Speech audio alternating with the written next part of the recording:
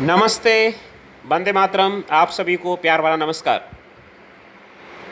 आज हम डिस्कस करने जा रहे हैं एक बहुत ही शानदार टॉपिक जो है nomenclature of IC engine, internal combustion engine की टर्मिनोलॉजी। ये मुख्य रूप से बीएमई का टॉपिक है, बीएमई वाले बच्चों को पूछा जाता है। And we will discuss in Hindi and English.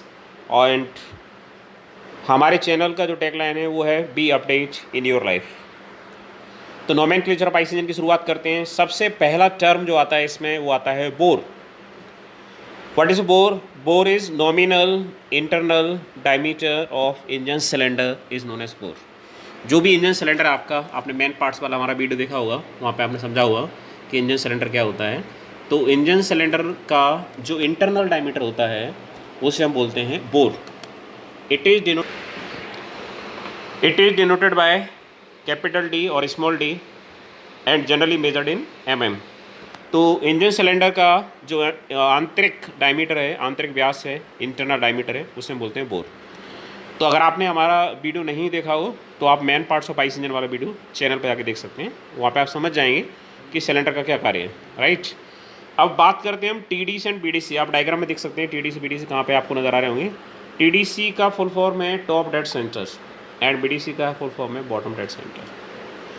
TDC का मतलब है extreme positions of piston during upward and downward motion after which reversal of direction of motion takes place. जब पिस्टन ऊपर की ओर जाता है तो ऊपर की ओर जाने में जो उसकी एक्सट्रीम पोजीशन होती है पिस्टन की, उसे हम बोलते हैं टीडीसी। और उसके बाद लिखा हुआ है ना, after which reversal of direction of motion takes place, जिसके बाद उसके गति की, उसके मोशन की डायरेक्शन बदल जाती है, ऊपर जाने वाला पिस्टन नीचे आना शुरू कर देता है। ऐसे ही बीडीसी बॉटम डेड सेंटर, जो नीचे की एक्सट्रीम पोजीशन है पिस्टन की, जिसके बाद पिस्टन ऊपर उठना चालू कर देगा, उसे हम बोलते हैं बॉटम डेड सेंटर बीडीसी। ये वर्टिकल इंजन के लिए होते हैं। जब हम बात करते हैं हॉरिजॉन्टल इंजन के लिए तो वो बन जाते हैं IDC and ODC, inner dead centre and outer dead centre, right. Next है अगला टर्म स्ट्रोक। स्ट्रोक के बारे में काफ़ी लोग सोचते हैं कि 4 स्ट्रोक इंजन होते हैं, 2 स्ट्रोक इंजन होते हैं, तो आखिर स्ट्रोक होता क्या है? तो स्ट्रोक बड़े आसान सी चीज़ है। Linear distance between TDC and BDC is known as stroke. क्या स्ट्रोक की दूरी है? बस यस, एक दूरी है। ये किसके बीच की दूरी है? पिस्टन की टीडीसी और बीडीसी जो पोजीशंस होती हैं उनके बीच की दूरी को बोलते हैं स्ट्रोक। ये दूरी है, ये डिस्टेंस है। स्ट्रोक एक डिस्टेंस है।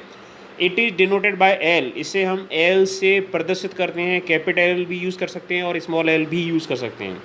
And also measured in mm। In most of the cases जो स्ट्रोक होता है वो बोर का 1.5 टाइम्स होता है।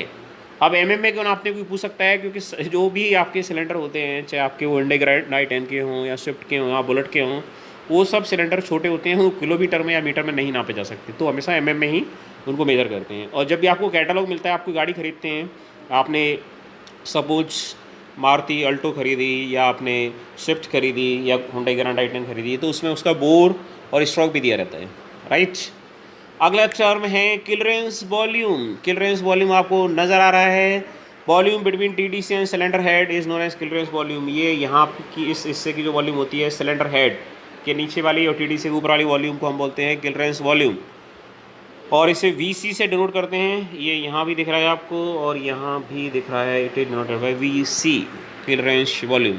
क्लियरेंस इसलिए छोड़ा जाता है कि जब पिस्टन ऊपर जाएगा तो ऐसा ना हो सीधा वाल्व से टकराए, इसलिए थोड़ा क्लियरेंस छोड़ा जाता है। इस वॉल्यूम को बोलते हैं क्लियरेंस वॉल्यूम। आगे बढ़ते हैं और बात करते हैं अगले टर्म की, वो है swept volume. Swept volume, sweep मतलब होता है झाड़ू लगाना। स्वेप्ट वॉल्यूम को स्ट्रोक वॉल्यूम भी कहते हैं। और स्ट्रोक क्या है? टीडीसी बीडीसी के बीच की दूरी। तो टीडीसी से बीडीसी के बीच की वॉल्यूम कहलाती है स्वेप्ट वॉल्यूम या stroke volume. Volume between TDC and BDC is known as swept volume. It is denoted by VS. BS से डिनोट करते हैं। It is given by, VS की वैल्यू होती है π/4 d²L। डी है यहाँ पर bore of cylinder and L है स्ट्रोक ऑफ सिलेंडर। ये सिंगल सिलेंडर के लिए। अगर मल्टी सिलेंडर इंजन है तो मल्टी सिलेंडर इंजन के लिए स्वेप्ट वॉल्यूम जो होती है, जो उसका सीसी होता है इंजन का, क्यूबिक सेंटीमीटर जो दी रहती है, कैपेसिटी उसकी जो दी रहती है, वो होती है वीएस बराबर n इंटू π/4 d²L। एन है यहाँ पे नंबर ऑफ सिलेंडर, मतलब जितने ज़्यादा सिलेंडर उतनी ज़्यादा सीसी, उतनी उसकी ज़्यादा कैपेसिटी, क्यूबिक कैपेसिटी। नोमेनक्लेचर में अंतिम टर्म हमारे सामने आ गया है कंप्रेशन रेशियो। कंप्रेसर रेशियो क्या है? टोटल सिलेंडर वॉल्यूम और कम क्लियरेंस वॉल्यूम के रेशियो को बोलते हैं हम compressor ratio. Ratio of total cylinder volume and clearance volume is known as compression ratio. It is denoted by R. इसे हम स्मॉल r से डिनोट करते हैं.